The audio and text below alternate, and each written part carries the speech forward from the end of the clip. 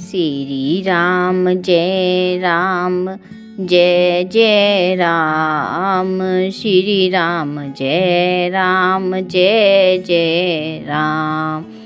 राम लक्ष्मण जानकी जय बोलो हनुमान की।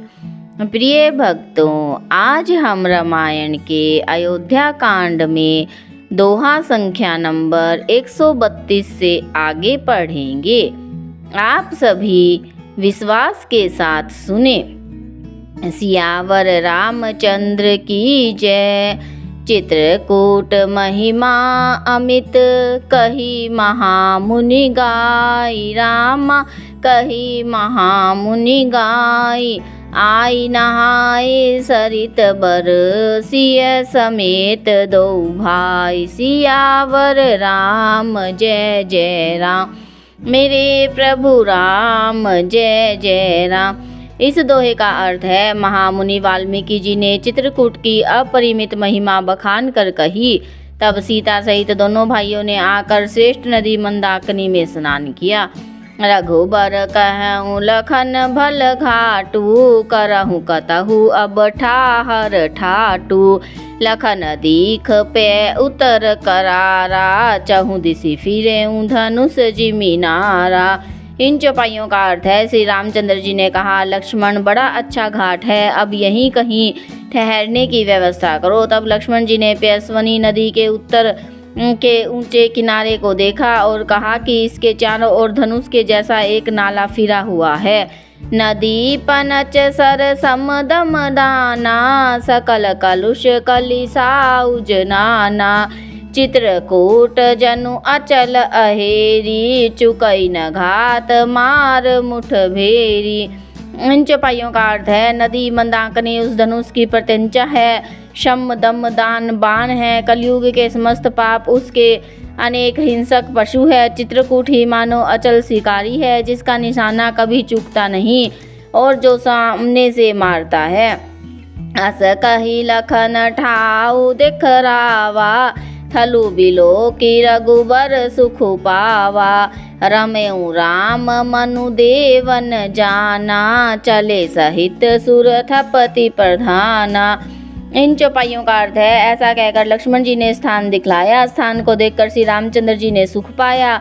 जब देवताओं ने जाना कि श्री रामचंद्र जी का मन यहाँ रम गया है, तब वे देवताओं के प्रधान थवई विश्वकर्मा को साथ लेकर चले। कोल की रात बेस सब आए। रचे परण तृण सदन सुहाए। बरनी न जाहि मंजू दुई साला। एक ललित लघु एक विशाला। इन चौपाइयों का अर्थ है, सब देवता कोल भीलों के वेश में आए और उन्होंने पत्तों और घासों के सुंदर घर बना दिए। दो ऐसी सुंदर कुटिया बनाई जिसका वर्णन नहीं हो सकता। उनमें से एक बड़ी सुंदर छोटी सी थी और दूसरी बड़ी थी। लखन जानकी सहित प्रभु राजत रुचिर निकेत। रामा राजत रुचिर निकेत। सोह मदनु मुनि बेश जनु। रति ऋतु राज समेत। सियावर राम जय जय राम। मेरे प्रभु राम जय जय राम।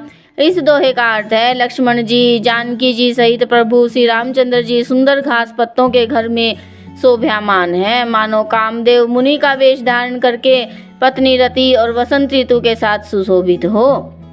यहाँ हमारा मास पुराण 17वां विश्राम पूरा होता है। अब हम आगे की कथा पढ़ेंगे। अमर नाग किन्नर दिशि पाला। चित्रकूट आए तेहि काला। राम प्रणाम कीन सब काहू। मुदित देव लहि लोचन लाहू। इन चौपाइयों का अर्थ है, उस समय देवता नाग किन्नर और दिक्पाल चित्रकूट में आए और श्री रामचंद्र जी ने सब किसी को प्रणाम किया। देवता नेत्रों का लाभ पाकर आनंदित हुए। बरसी सुमन कह देव समाजू। नाथ सनाथ भये हम आजू। करि विनती दुख दुसह सुनाए। हर्षित निज निज सदन सिधाए। इन चौपाइयों का अर्थ है फूलों की वर्षा करके देव समाज ने कहा, हे नाथ, आज आपका दर्शन पाकर हम सनाथ हो गए। फिर विनती करके उन्होंने अपने दुसह दुख सुनाए और दुखों के नाश का आश्वासन पाकर हर्षित होकर अपने अपने स्थान को चले गए। चित्रकूट रघुनंदन छाए, समाचार सुनि सुनि मुनि आए। आवत देखी मुदित मुनि वृंदा, कीन दंडवत रघुकुल चंदा। इन चौपाइयों का अर्थ है, श्री रघुनाथ जी चित्रकूट में आ बसे हैं। यह समाचार सुन सुनकर बहुत से मुनि आए। रघुकुल के चंद्रमा श्री रामचंद्र जी ने मुदित हुई मुनि मंडली को आते देखकर दंडवत प्रणाम किया। मुनि रघुबर हिलाई उर लेहि, सुफल हो नहित आशीष देहि। सिय सौमित्र राम छवि देखहि, साधन सकल सफल करि लेखहि। इन चौपाइयों का अर्थ है, मुनिगण श्री रामचंद्र जी को हृदय से लगा लेते हैं, सफल होने के लिए आशीर्वाद देते हैं। वे सीता जी, लक्ष्मण जी और श्री रामचंद्र जी की छवि को देखते हैं और अपने सारे साधनों को सफल हुआ समझते हैं। जथा जोग सन्मानी प्रभु, विदा किए मुनि वृंद। रामा विदा किए मुनि वृंद, करहि जोग जप जाग तप। निज आश्रम ही सुछंद, सियावर राम जय जय राम। मेरे प्रभु राम जय जय राम। इस दोहे का अर्थ है, प्रभु श्री रामचंद्र जी ने यथा योग्य सम्मान करके मुनि मंडली को विदा किया। श्री रामचंद्र जी के आ जाने से वे सब अपने अपने आश्रमों में अब स्वतंत्रता के साथ योग, जप, यज्ञ और तप करने लगे। सियावर रामचंद्र की जय, कथा विसर्जन होत है। सुनो वीर हनुमान, राम लखन और जानकी, सदा करे कल्याण।